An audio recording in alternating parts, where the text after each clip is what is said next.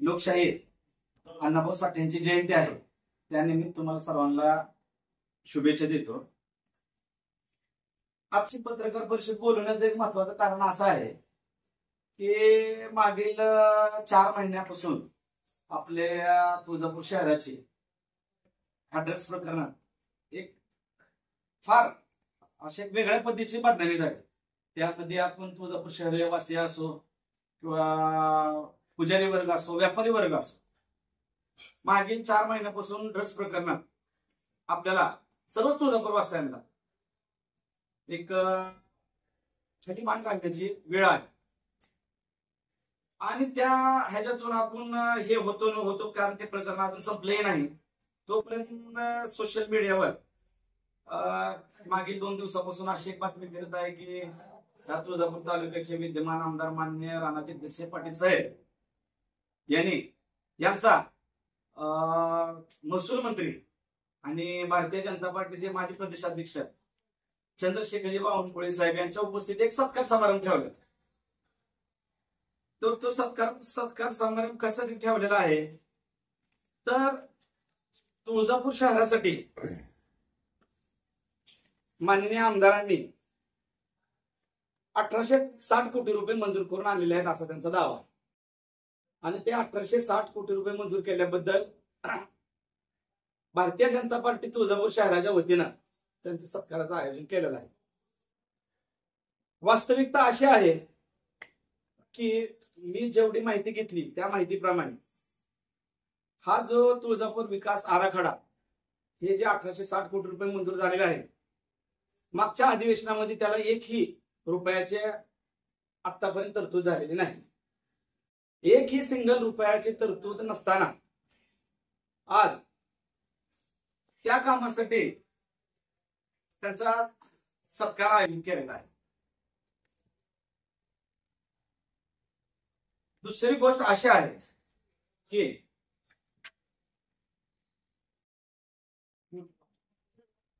शहर विकास आराखडा जो त्यांनी हे केलेला आहे, डिझाईन केलेला आहे तुळजापूर विकास आराखड्याचा, तो त्यांनी नागरिकांसमोर ठेवला होता. तुळजापूर शहरातील नागरिक असतील, पुजारी असतील, व्यापारी असतील, बरेचसे आक्षेप त्या विकास आराखड्याच्या संदर्भात आलेले आणि बऱ्याच नागरिकांनी, व्यापाऱ्यांनी, पुजाऱ्यांनी, महत्वाचं म्हणजे पुजाऱ्यांनी बरेचसे आक्षेप घेतले होते की बाबा कुठलीही पुजाऱ्यांना पूर्ण कल्पना न देता एक त्याचं डिझाईन तयार केलेलं आहे आणि तो आराखडा फायनली मंजूर झालेला नसताना सुद्धा अजूनही त्याच्यावर बरेचसे आक्षेप असताना किंवा अजून तो प्राथमिक स्वरूपात असतानाही यांनी त्या आराखड्यासाठी माननीय आमदारांचं सत्कार करण्याचा घाट घातलेला. हे म्हणजे खरंच हास्यास्पद आहे. दुसरी गोष्ट अशी आहे की हा एक 1800 कोटींचा विषय झाला, ते येणाऱ्या कामांचा आमदार साहेब वारंवार बोलत आहेत किंवा त्याबद्दल त्यांचा सत्कार होत आहे, पण जी मागील काय कामं आहेत, मागील नगर उत्थानचा एक प्रोग्राम त्यांनी मंजूर करून आणला. त्या नगर उत्थानच्या प्रोग्राम मध्ये केएच कन्स्ट्रक्शन म्हणून एक छत्रपती संभाजीनगर येथील एक कन्स्ट्रक्शन कंपनी आहे. त्या कन्स्ट्रक्शन कंपनीला त्याचं टेंडर मिळालं, वर्क ऑर्डर झाली, 158 कोटीचा तो प्रोजेक्ट होता आणि 158 कोटीमध्ये त्या कॉन्ट्रॅक्टरनी जवळपास 47 कोटी रुपयांचं बिल उचललेलं आहे आणि जवळपास त्या रकमेचं कामही केलेलं आहे. 1-2 कोटीचा काय फरक पडत असेल, पण 47 कोटी रुपयाचं बिल घेऊन तो कॉन्ट्रॅक्टर जवळपास 8 महिने झालं ते काम पूर्णपणे बंद आहे. तो कॉन्ट्रॅक्टर हा काम सोडून निघून गेला. माझं म्हणणं म्हणजे आमच्या सर्वांचं म्हणणं एवढं एकच आहे की जिथं एकदम निर्मनुष्य वस्ती आहे, आज जिथं गुरं चरायला गुरं राखी घेऊन जातील किंवा गुरं चरण्याशिवाय दुसरं तिथं कुठलाही हे नाही, तिथं आज संपूर्ण कॉन्क्रीटचे रस्ते पूर्ण झालेले आहेत. परंतु आम्ही मागील 2 वर्षापासून सातत्यानं हुतात्मा स्मारक ते पावणारा गणपती ह्या रस्त्यासाठी आम्ही आंदोलन छेडले. बऱ्याच वेळा आम्हाला कमिटमेंट ही मिळाल्या, सीओ असतील, प्रशासनातले काय अधिकारी असतील किंवा ते तो करून घेऊ, परंतु अजूनही मध्यंतरी एक बातमी आली किंवा त्या रस्त्याला मंजुरी मिळाली, पण तो कुठल्या स्टेजला आहे त्याचं उत्तर द्यायला कोणीच तयार नाही. त्या रस्त्याच्या संदर्भात आम्ही सीओशी वारंवार कॉन्टॅक्ट करण्याचा प्रयत्न केला, परंतु तेही काय समाधानकारक उत्तर देत नाहीत. आणि विशेष म्हणजे प्राधिकरणातील 70 कोटी रुपये जवळपास शिल्लक आहे मग ज्या कामाचे ज्या हेडला पैसे शिल्लक आहेत ते पैसे तुम्ही तसेच शिल्लक ठेवून ते काम न करता ज्या कामाला अजून सिंगल रुपयाही मंजूर झाला नाही त्या कामांची एवढी ऍडव्हर्टाईज करतात.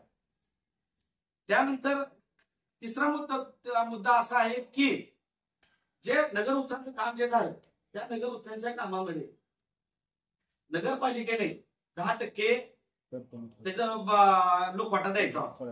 आज त्या कॉन्ट्रॅक्टरचं असं म्हणणं आहे किंवा डिपार्टमेंटचं असं म्हणणं आहे की 4 कोटी रुपये आम्ही वारंवार नगरपालिकेला रिमाइंड केले की ते 4 कोटी रुपये तुम्ही भरून घ्या.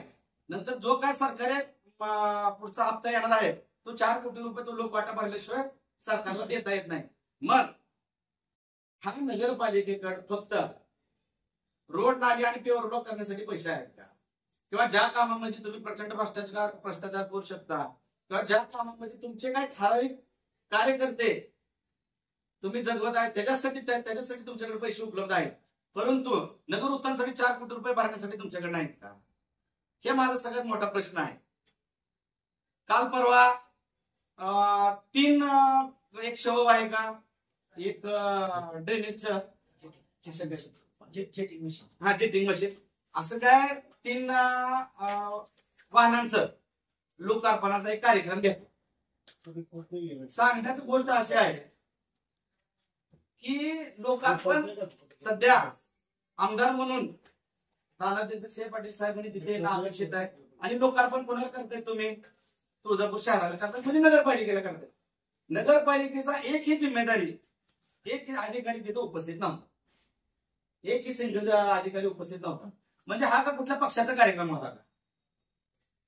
राणादादा येते, काही लोक आता फक्त लोटांगणच घालायचं राहिलं त्यांचं, ते काय चरण स्पर्श वगैरे झाल्यानंतर तो काय कार्यक्रम होतो त्याचे काय फोटो सेशन होतं, सोशल मीडियावर व्हायरल होतं आणि जनतेनं आपल्याला.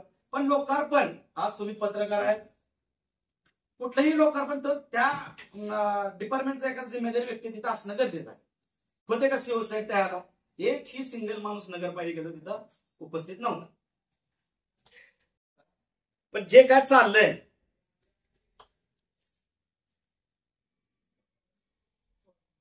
मागे आपल्या तुळजापूर शहरासाठी आपल्या महाराष्ट्राचे मुख्यमंत्री ह्या देशाचे मोठे नेते माननीय श्री विलासराव देशमुख साहेब यांनी प्राधिकरण स्थापन केलं आणि माननीय आमदार माजी पालकमंत्री मधुकररावजी चव्हाण साहेब यांच्या प्रयत्नातून जे तुळजापूर विकास प्राधिकरण झालं 300 कोटी रुपयाचा निधी मंजूर झाला. त्या वेळच्या वेळेने तोही निधी फार मोठा होता, परंतु त्यांनी कधीही विलासराव देशमुख साहेब असतील किंवा चव्हाण साहेब असतील त्यांनी कधी एक सिंगल हारी घालून घेतलं नाही की बाबा आम्ही हे हा निधी आणलाय किंवा आम्ही एवढं हे करतोय. कारण त्यांची जाणीव अशी होती की आपण लोकप्रतिनिधी आहेत, आपण या समाजाचं या लोकांचं काहीतरी देणं लागतो.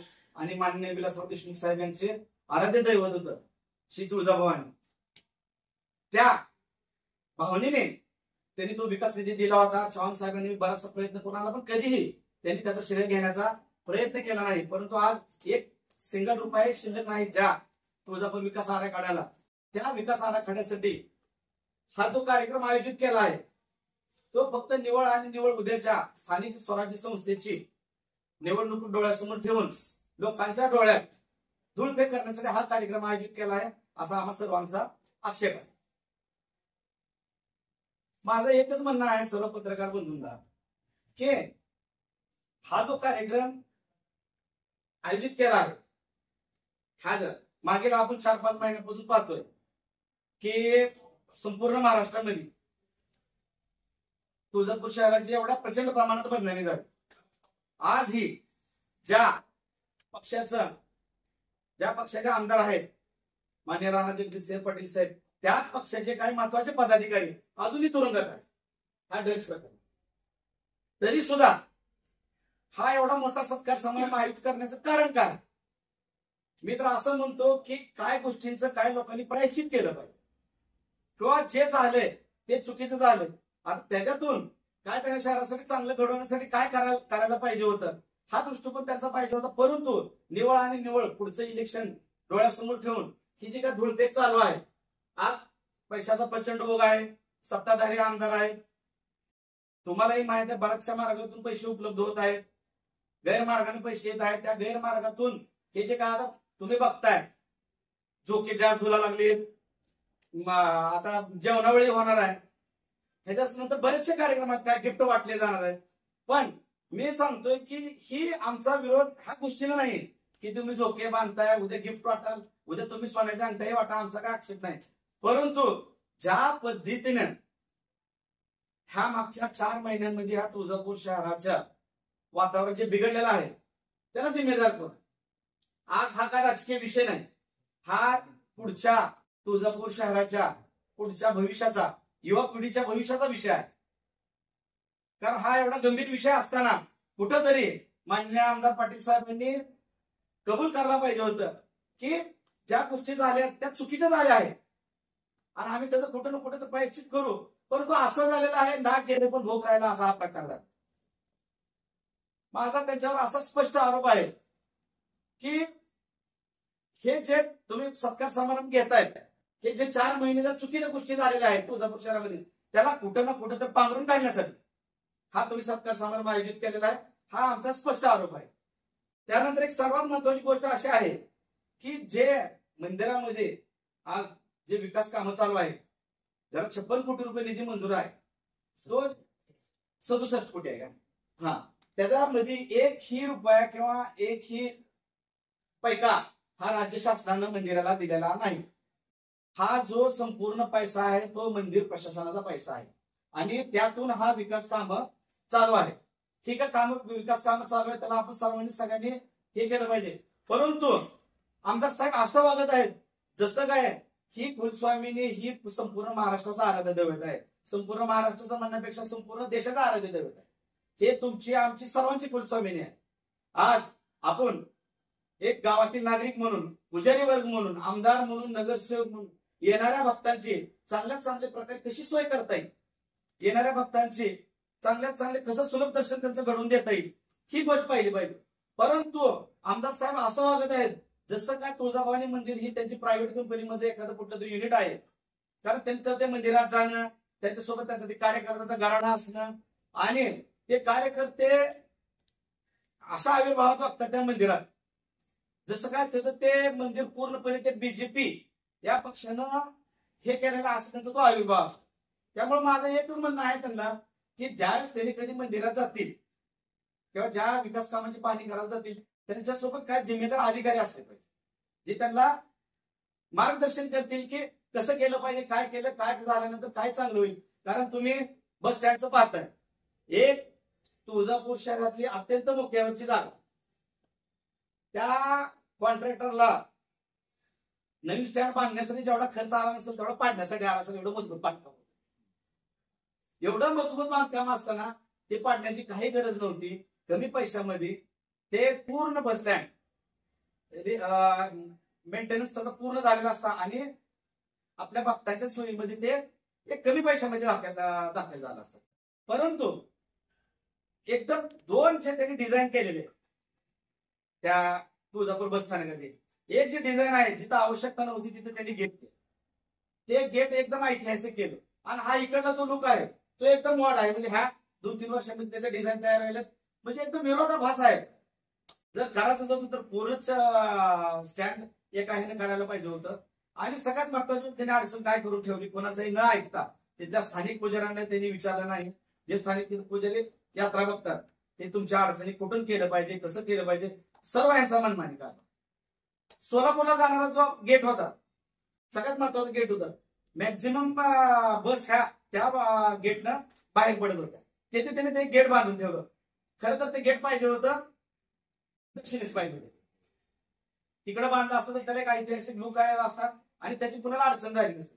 पण इथं बांधून त्यांनी त्या अडचण असून अडचण नसेल खोळंबा असा प्रकार करून ठेवलेला आहे.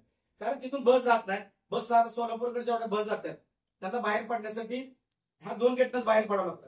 आणि जोपर्यंत बस पास होत नाही तोपर्यंत इकडं आणि इकडं दोन्ही बाजूला ट्रॅफिक जाम.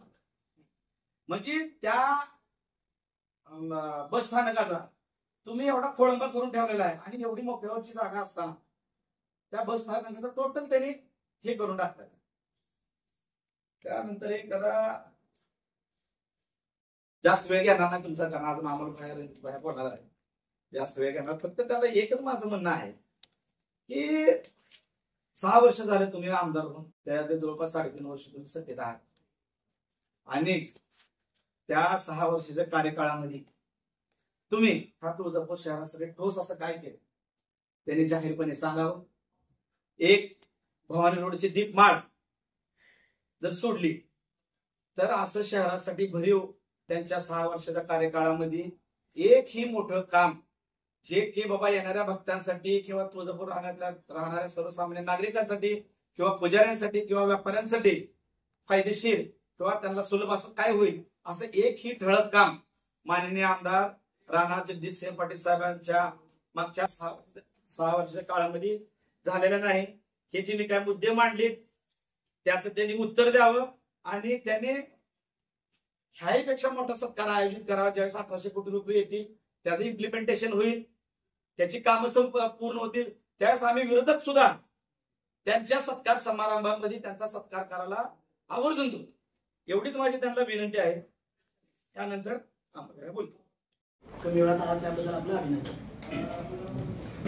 आपणास आवर्जून सांगतो की या 7-8 दिवसामध्ये ज्या घटना घडत आहेत आपल्या तुळजापूर शहराबाबत, की माननीय आमदार यांनी 1865 कोटी तुळजापूर शहराला मंजूर केले आणि त्यांनी स्वतःचाच सत्कार भारतीय जनता पार्टी च्या मार्फत ते करत आहेत. आम्ही इथे जे सर्व त्यांचे विरोधक बसले आहेत, आम्ही त्यांना ठामपणे सांगतोय की आमचा या विकासाला कुठंही विरोध नाही. विकास हा तुळजापूरचा होणं गरजेचं आहे, परंतु तो विकास होत असताना या तुळजापूर शहरातील जे स्थानिक नागरिक, पुजारी, व्यापारी यांना विचारात करून होणं गरजेचं आहे. आज 3 वर्ष झालं या विकास आराखड्याचा आगडोंब अख्ख्या महाराष्ट्रात पेटलेला आहे. याच्यावर तुळजापुरात आंदोलन झालेले आहेत, अक्षरशः गाव बंद करण्यात आलेला आहे एके दिवशी. परंतु या आमदारांनी एकदाही प्रसार माध्यमांसमोर असो किंवा सर्व जनतेची बैठक घेऊन कधीही त्या आक्षेपाबद्दल एक शब्द त्यांनी बोललेला नाही. आज त्यांचे जे नगरपालिकेचे कार्यकर्ते त्यांना गिराटा घालून जे बसतात किंवा ते सुद्धा त्यांना सांगू शकत नाहीत की आज तुम्ही सर्व तुळजापूर शहराचे शहरवासी आहेत, तुम्हाला सुद्धा माहिती आहे की आज तुळजापूरमध्ये किती अडचणी आहेत. आज ज्या प्राथमिक गरजा तुळजापूरला हव्या होत्या, ज्या माननीय कैलासवासी मुख्यमंत्री विलासराव देशमुख साहेब यांनी जे 325 कोटी रुपये आणले होते, त्या 325 कोटी रुपयात साधे बाथरूम संडास बांधू शकले नाही येणाऱ्या भाविकांना, तुळजापूरच्या महिलांना, तुळजापूरच्या नागरिकांसाठी. आज गावातल्या पूर्ण मुताऱ्या नामशेष झाल्या आहेत आणि कुणाच्या आदेशाने नामशेष झाल्या. आम्ही शिवला एक मागे अर्ज दिला होता की बाबा या निजामकालीन ज्या मुताऱ्या आहेत या चोरीला गेल्या आहेत. आपल्या माध्यमातून मला पण ते मला छान पाहून तुम्ही घेत होत्या. तर अक्षरशः इथं येणाऱ्या भाविकांची गैरसोय आहे, तुळजापूरच्या महिलांची काही गैरसोय आहे. आता मला वाटतं एक मुतारी होती त्या चौकातली, ती सुद्धा पाडली आहे. मग ह्या तुळजापुरातल्या व्यापाऱ्यांनी, तुळजापुरातल्या भाविकांनी लग्न कुठं करायची, संडासला कुठं जायचंय. आज शुगरचं प्रमाण वाढलेलं आहे येणाऱ्या लोकांचं, तर त्यांचं बंदोबस्त कुठं आहे. आज आपण बस स्टँडला 8 कोटी रुपये खर्च केले. त्या दिवशी मी ऋषीबाई दुर्बाई आम्ही घेतो बघण्यासाठी, तर फक्त 4 संडास 4 बाथरूम पाहिजे. तर येणाऱ्या भाविकांची या तुळजापूर शहरातले जे नागरिक आपले खेड ग्रामीण लोक येणार आहेत त्यांची सोय कुठं होणार आहे. आज त्या औषधांमध्ये जाताना जे लातूर जाताना औषधात जो अडचण होती ती अडचण ह्या बस स्टँडची त्यांनी करून ठेवलेली आहे. मागे त्यांनी 15 फूट जागा कशासाठी ठेवली आहे त्यांनाच माहिती. मला वाटतं आपल्या तुळजापूरचा इतिहास आहे, जिथं जागा रिकामी तिथं अतिक्रमण करून आपला व्यापार मांडायचा आणि त्याच्यात पैसे कमवायचे, 4 पैसे कमवायचे, ही यांची धारणा आतापर्यंत आपण बघतो. तर ती 15 फूट जागा कशात सोडली ही त्या महामंडळाच्या आपण ह्याला विचारलं होतं आणि ते मला वाटतं तो इंजिनियर ECBच्या जाळ्यात सापडलाय. परवा 4 दिवसाखाली तो इंजिनियर काय 10 का 20 हजार रुपये लाच घेताना सापडलेला. त्या इंजिनियर 3,71,00,000ची निमित्त 8 कोटीवर नेतोय. तर किती भ्रष्ट हा कारभार झाला असेल हा आपल्या पत्रकार माध्यमातून किंवा पत्रकाराच्या माध्यमातून सर्व जनतेला कळणं महत्वाचं आहे. ऋषीबाईंनं बरेचसे मुद्दे मांडले, त्यातला एक महत्वाचा मुद्दा असा होता, जे 158 कोटी मंजूर करून जे गुत्तेदार आपल्या इथं आले होते त्यांना 1 रुपयाही न बिल देता किंवा ते चांगलं जे काम करत होते ते तुळजापूर शहरात न काम करता गावाच्या बाहेर त्यांनी काम केलं. त्यांना बिलाची अपूर्णता झाल्यामुळे बाया तो अक्षरशः गुत्तेदारीने पळून निघून गेला. तर ह्या आमदारांनी एक सांगणं गरजेचं आहे की त्यांनी तुळजापूर शहरासाठी काय ठोस काम केलं. हे जे पहिलेचे काय कामं झाले हे माननीय विलासराव देशमुख साहेब आणि मधुकररावजी चव्हाण साहेब या दोघांच्या माध्यमातून 335 कोटी रुपये आणल्यावरच या ज्या धर्मशाळा झाल्या, हे जे काय रोड झाले, जे मधले आपले मोठे रोड झाले, किंवा ज्या तुमच्या ज्या काय थोड्या संडास मुत्राचे बांधल्या होत्या मध्ये त्यांनी काय बंद पाडल्या, काय मातंगनगर मध्ये होत्या, आता खाटकाळ गल्लीमध्ये केली, त्या सुद्धा आज बंद पाडलेल्या आहेत. मला ह्या नगर परिषदेच्या आज प्रशासन आहे या शिवला एक विचारायचं की बाबा तुम्ही फक्त या सत्ताधारी लोकांचं ऐकणार आहेत का? या तुळजापूर शहरातल्या नागरिकांची काय सोय आहे, काय उपलब्ध आहे, काय प्राथमिक गरजा आहे तुम्ही बघणार का नाही? वेळोवेळी आम्ही आंदोलन करतोय, त्या आंदोलनात ते आम्हाला दाद देत नाहीत, उत्तर देत नाहीत. माझी तुम्हाला एक नम्र विनंती आहे की लोकशाहीचा आपण चौथा स्तंभ आहे, तर तुम्ही आमचं जे मागणं आहे ते ठामपणे मांडून आपण तुळजापूरकरांसाठी जे काय पदरात पडता येत ते आपण घ्यावं. बांधलं होतं किंवा काय उद्देश होता तो तिथं एक इमारत घेण्याचा, किंवा त्या भागामध्ये यात्रेचं प्रमाण थोडं सातत्य आहे आणि येणारा भाविक हा पूर्ण भावाने निवडला जातो. आणि तिथं एक ज्या आपण भक्त निवास बांधलो आणि राहण्याची सोय करू भक्तांची, त्या निमित्तानं त्या भागामध्ये यात्रेचं प्रमाण कारण टिकून जायला त्या महाद्वारकडे रस्ता आहे, तर संतुलन राहील यात्रेचं शहराच्या पूर्ण भागामध्ये. प्रमुख तो उद्देश होता 124 हे करण्याचा.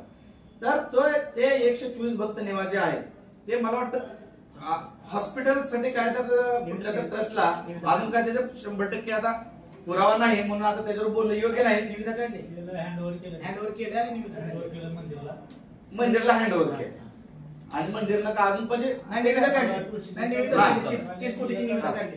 तर आमची एक प्रमुख मागणी आहे महाविकास आघाडीच्या माध्यमातून महाविकास आघाडीची तुमच्या माध्यमातून आमची एक अशी मागणी आहे की बाबा ते जे 124 भक्त निवास आहेत ते भक्तांसाठीच राहिलं पाहिजे.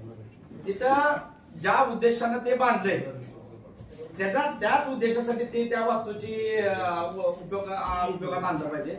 हे एक प्रमुख विषय आहे. आणि अजून एक मुद्दा राहिला होता की बाबा एकच मला थोडासा एक तुम्हाला एक लेटर पाठवतो की त्यांनी विधानसभेच्या अगोदर एक लिखीमध्ये असं दिलंय, आश्वासन दिलं. हा लिखित आहे त्यांचं ते की बाबा खालच्या बाजूस विकास आराखड्यामध्ये काहीही होणार नाही, पश्चिमेच्या हा जे काय होईल ते पूर्वेसच होईल. आणि सगळ्या नागरिकांच्या सगळ्या व्यापाऱ्यांना अजून एकदा विश्वासात घेऊन विधानसभेच्या अगोदर त्यांचं लिखित आहे आपल्याकडे, ते मी तुम्हाला व्हॉट्सअप करतो सगळ्यांना. तर त्या गोष्टीवर त्यांनी ठाम राहावं आणि तो जो काय विकास आराखडा आहे तो पहिल्यांदा पूर्ण शहरामध्ये राबवा आणि त्यानंतर सगळं जे काय डेव्हलप झाल्यानंतर जे काय तुम्हाला वाटतंय त्यानंतर तुम्ही काय गार्डन करा, मूर्ती करा, त्याचा आमचा काही आक्षेप नाही त्याला. पण पहिल्यांदा तुम्ही हे शहर डेव्हलप करा, कारण ह्या शहरामध्ये एवढी घाण पसरलेली आहे सध्या, त्याच्याकडे कोणालाही लक्ष द्यायला वेळ नाही. जो सीओ येतो तो आपण बदली करून घेण्याच्या ह्याच्यातच असतो, कोणाला इथं काम करण्यामध्ये इंटरेस्ट नाही. आणि हे जे काय छोटे मोठे विकास कामं चालू आहेत ह्याला बोलून उद्घाटन त्याला बोलून उद्घाटन, हे रेग्युलर फंड्स येणारे फंड्स आहेत. हा का फक्त का नगरपालिकेला विशेष प्रयत्नातून आणलेले फंड्स आहेत, रेग्युलर फंड्स येतात प्रत्येक नगरपालिकेला राज्यातल्या ब क त्यांच्या दर्जेनुसार जे काय फंड्स असतात ते फंड्स येतात.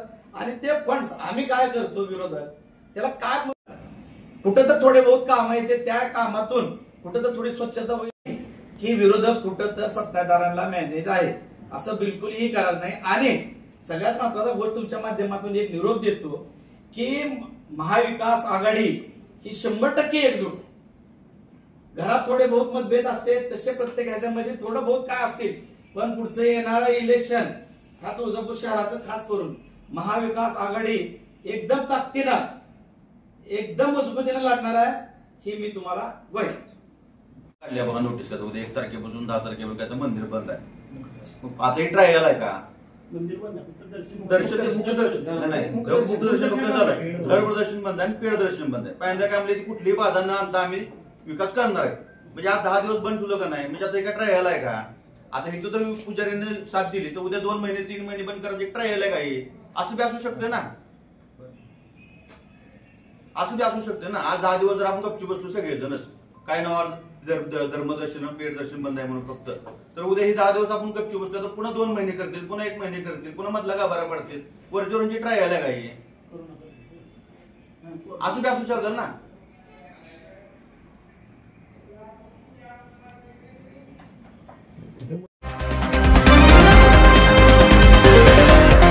आप देख रहे हैं तुलजापुरनामा न्यूज.